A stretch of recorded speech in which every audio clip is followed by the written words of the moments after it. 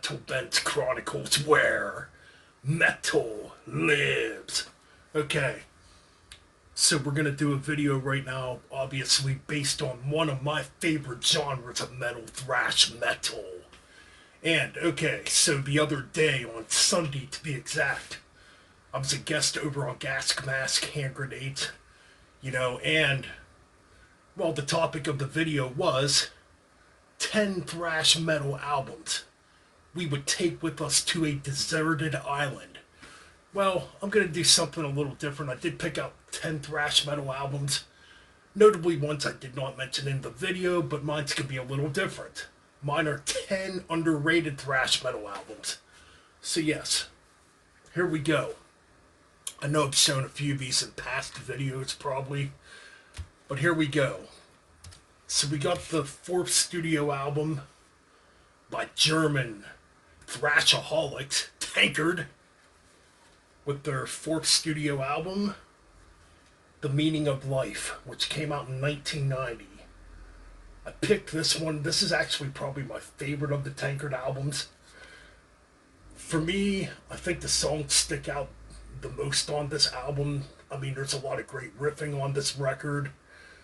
Yeah, all in all, I really enjoyed this album. I mean, my goodness, you got Bermuda. Bermuda, for anybody that don't know. Bermuda, a pretty hilarious track. Wills of Rebirth, Dancing on Our Graves is really cool. We Are Us is great. Open All Night, great way to open the album. That's one of my picks. Now this one is a weird one. You can debate if you want to call this a thrash metal album or a groove metal album. I hear some thrash on here still. And it came out at a very bizarre time. It came out in 1994. I know I've talked about this album before because I think it's criminally underrated. And I remember buying this in a cutoff bin on cassette tape way back in the late 90s for like $5 at a Camelot record shop in Maryland years ago. I'm talking about Low by Testament. Came out in a very weird time. This came out in 1994. By then, thrash metal was pretty much obsolete. Not too many thrash bands going. And this follows the album The Ritual, where on The Ritual, you could call that their sellout album because they were trying to go in a more commercial direction on that record. Basically make their version of the Black Album. On this, though, they go back to a more aggressive side after Alex Skolnick and Louis Clemente leave. James Murphy comes in to do guitars, and you got John Tempest on drums, if I remember correctly, from White Zombie, Rob Zombie, and I can't remember what else he was in off the top of my head right now, but anyways, he came in on to do session drums. He wasn't actually a member of the band. John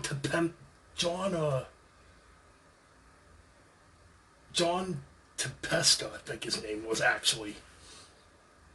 Either or. I think this album's criminally underrated. Yes, you get the beginning of Chuck Billy using the death metal growls. I mean, you got kick-ass songs on here, though, like Low, Legions in Hiding, Dog-Faced God, All I Could Bleed's Killer, Chasing Fear's Pretty Killer. I think this is very underrated. So yeah, that one is my next pick. And that would have been their sixth studio album at the time, I believe, yes. So up next, we got Razor. Canada's Razor with Shotgun Justice. This would have been their sixth album following the brutal Violent Restitution that came out in 1988. And man, this is one of them bands that just they kept getting more brutal,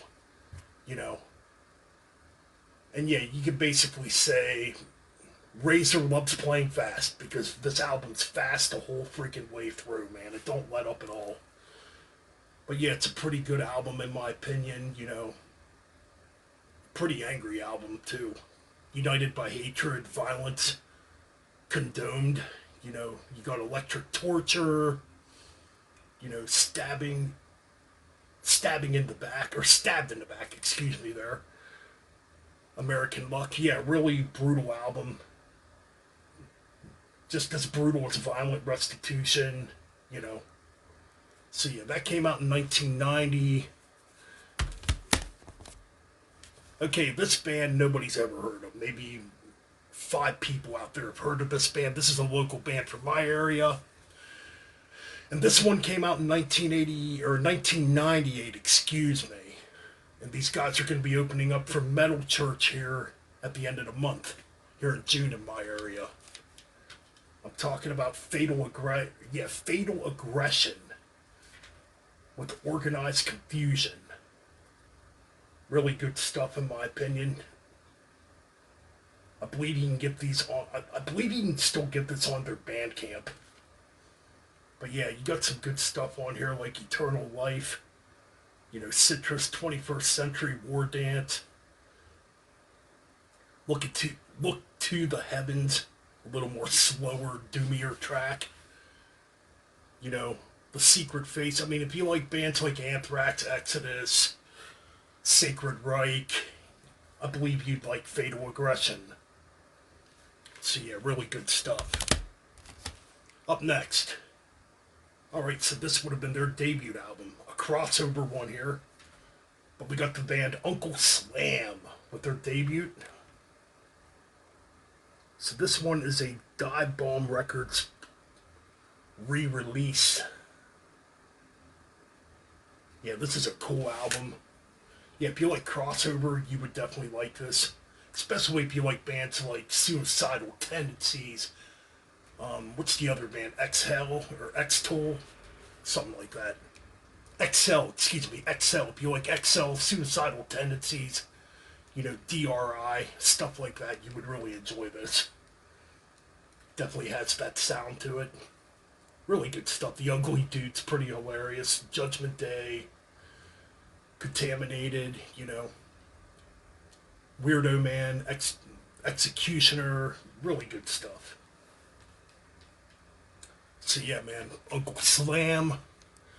And I believe that had members of Suicidal Tendencies in it too. Anyways, so that came out in 1988. Okay, up next. Now when it comes to Evil Dead, everybody talks about the annihilation of civilization, obviously. Well, I went with their 1991 album, The Underworld. Their second studio album.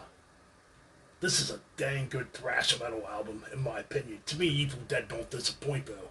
Their comeback album's freaking good, too. And I believe they're currently working on new material. So yeah, this came out in 1991. Probably at the peak of thrash. At the time, well, that first wave, you know, of thrash metal, that is. I mean, this is back when labels were just signing thrash bands left and right, you know. And yeah, The Underworld, another one of those bands, you know, that got signed to a label and pretty much disappeared after this for a long, long time. But this is a really, really good album. They do a really cool cover of Killers on here too by Iron Maiden. You know, I think that's the one they cover. I'm just looking through the track listing here. Either or, good stuff. Really good stuff. I mean, definitely check it out. Okay, moving on. Another band that doesn't really get mentioned much too. They were a part of that last wave of thrash metal near its first peak. Near the end of its first peak, that is. And this would have been their second studio album following their debut, Products of Society.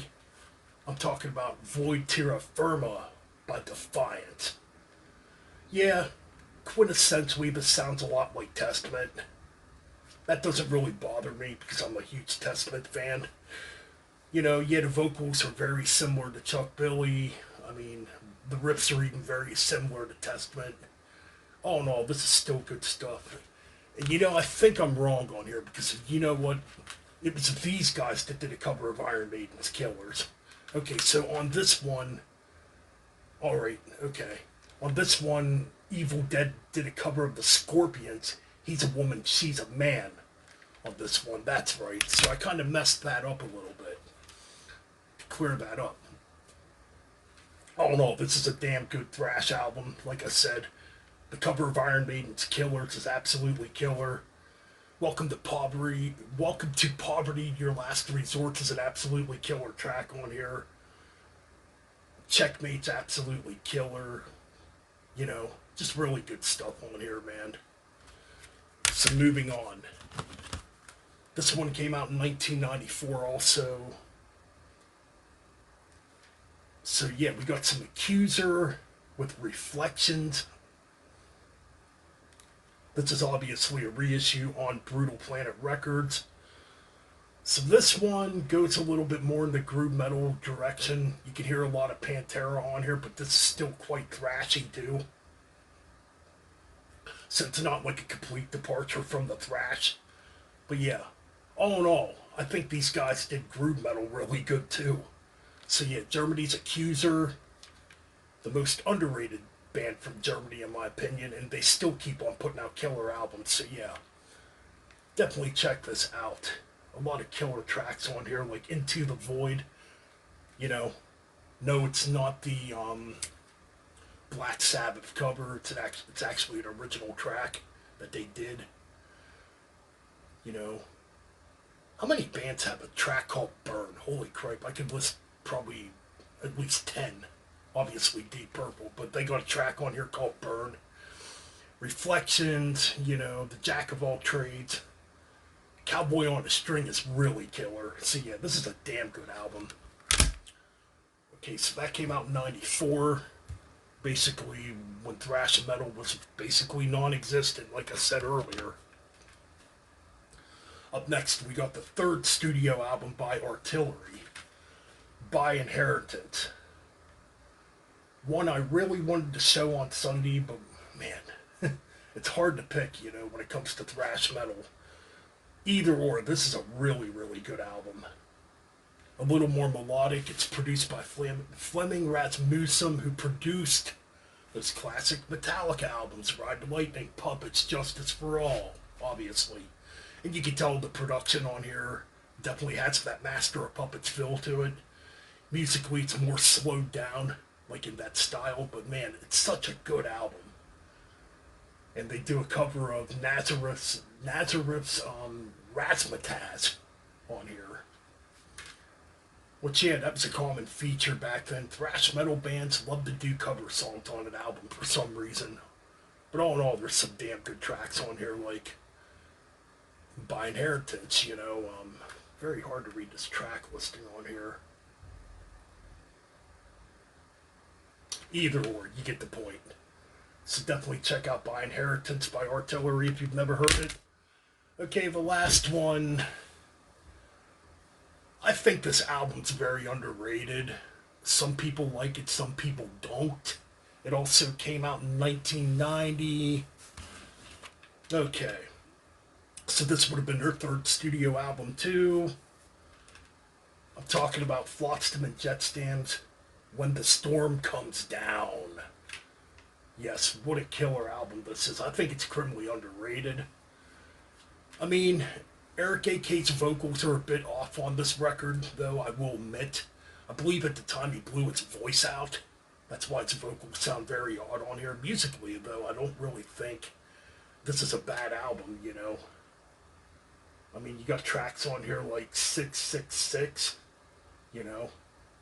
No More Fun, October Thorns, you know. Just a lot of killer stuff on here, man.